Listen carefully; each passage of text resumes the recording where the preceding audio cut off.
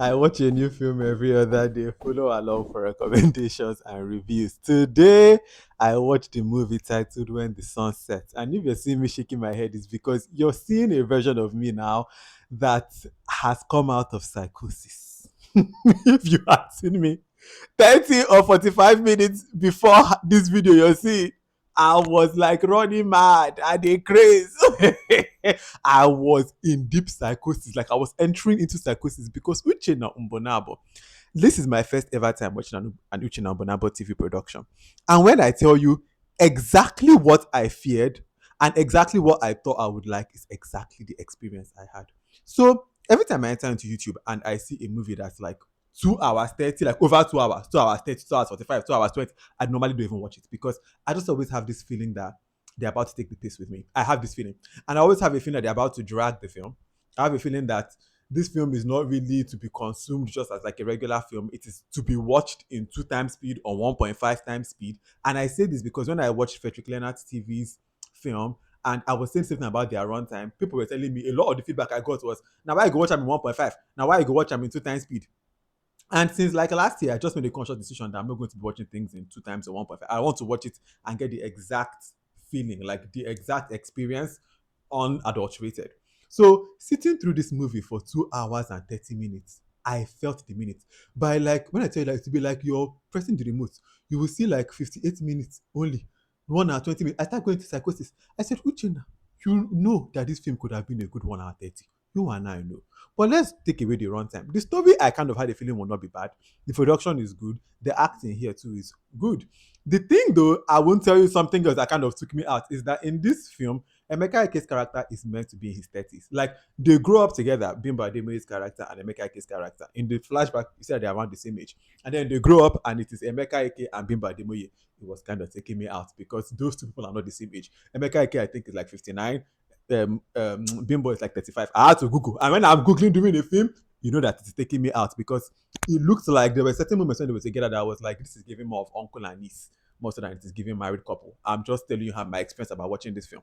So that casting was kind of taking me out because I felt like it didn't just match the story that they were trying to tell me. But there's good things to say too. So you can check this film out. I just it is this film could have been shorter. Like that is my overall thing. The storyline is not anything that I've never seen before. We have things to discuss. So for those of us who want to now watch your watch this film, I want to come and talk about it with spoilers. The spoilers ahead in 3, 2, 1. Let us go. All right, now we're in the spoiler section. Please, if you're going to write a comment that has spoilers, just write spoiler alert before you write your comments so that we don't spoil it for people that have not yet watched it. All right, let's start gisting. This film, now that we can really just gist with spoilers, as I said, the runtime aside, let's start talking about the film. One thing that annoyed me about this film is that when you really think about this film, now really three things majorly. It's about entitlement, it's about mother-in-law drama, and it's about the amnesia. This is not very unique. And this story, we have seen it done before in an hour 20, an hour 10. The fact that Uchenna Umbonabo really sat us here for 2 hours and 30 minutes, I will never get my foot off his neck. And I'm sure that the Uchenna Umbonabo audience is like, leave him. We love Uchenna like that. Okay, I get it. But me, I will still talk my own. This runtime was crazy. But let's talk about everything one by one, starting from the entitlement.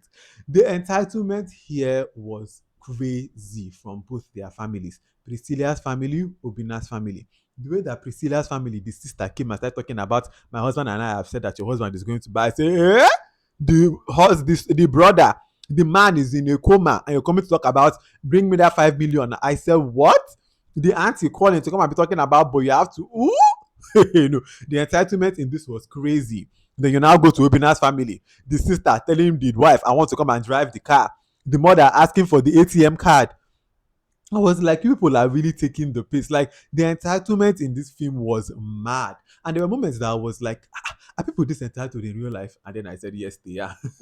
Yes, they absolutely are. And people like this, it's insane. It's actually insane. God forbid. God forbid. Pray for a family that is not like this because they go drive you mad. God forbid. The entitlement in this film was wild. And then we talk about the second thing, which is the mother-in-law drama.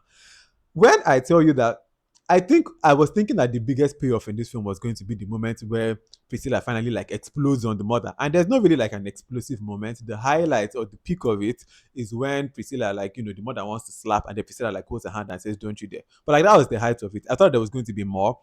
But I respect that there was not. I like the fact also that Priscilla kind of kept her respect and kept her cool for this mother, even in the face of such horrible treatment from beginning to end. She never actually got down to the mother's level, and that was nice. It was commendable because in this type of film, I was truly expecting that there would be a moment where she was just kind of like go haywire on the woman and just start going out. So I'm happy that actually didn't quite happen because it's like a different kind of take that they're telling us that, my dear, you don't have to lose your cool or like be get disrespectful or go into the gutter with somebody, even if it's an older person, especially, and like lose whole training, all respect just because they are doing the same thing to you. It's an alternative story that we don't see every day. So I really liked that. The final thing I want to talk about is the amnesia storyline, which when he first woke up and it was amnesia, I gave a very big arrow. I will never lie to you guys. I'm talking about my own experience with this film because amnesia storylines.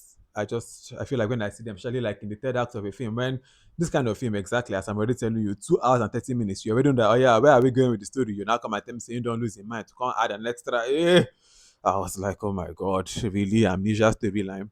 But watching it, I was like, it is sad and it is still horrible. Like every time I see it, especially like the fact that you're watching somebody that you love and somebody that you really like have done life with and sacrificed all this thing for, you have a baby with, just not know you, slap yourself. That was painful for on Priscilla's part.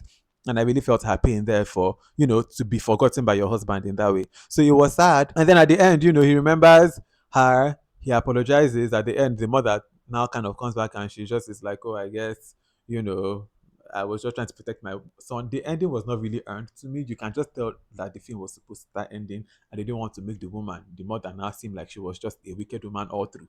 So let her just kind of be sympathetic. But the way that it kind of came, it was not really earned. It was not really, it kind of came out of, I guess, film done the end. Um, and then the film ends, and that was it. At the end of the film, I will not remember this film maybe next week or 2 weeks from now or 3 weeks from now for anything like that. I'm like, oh wow, this is the film that I loved. I would just think of it like, wow, that was another film that was very long and was kind of like, it was cool. Bimbo did well, everybody did well, but was this film worth the runtime? The thing and what's also particularly about this film is that if this film was 1 hour 30 minutes, 1 hour 25, or I maybe even liked it more. I genuinely do. But when you now drag it out this long, you're having scenes of the gate man and the house girl just talking for no reason here. You're just kind of having these scenes of repetition, repetition. The mother-in-law is kind of just doing the same thing. Okay, she's the wicked stepmother over and over and over. A different scenario of it, a different scenario of it, a different scenario of it. Hmm. Please switch your number now, but help us.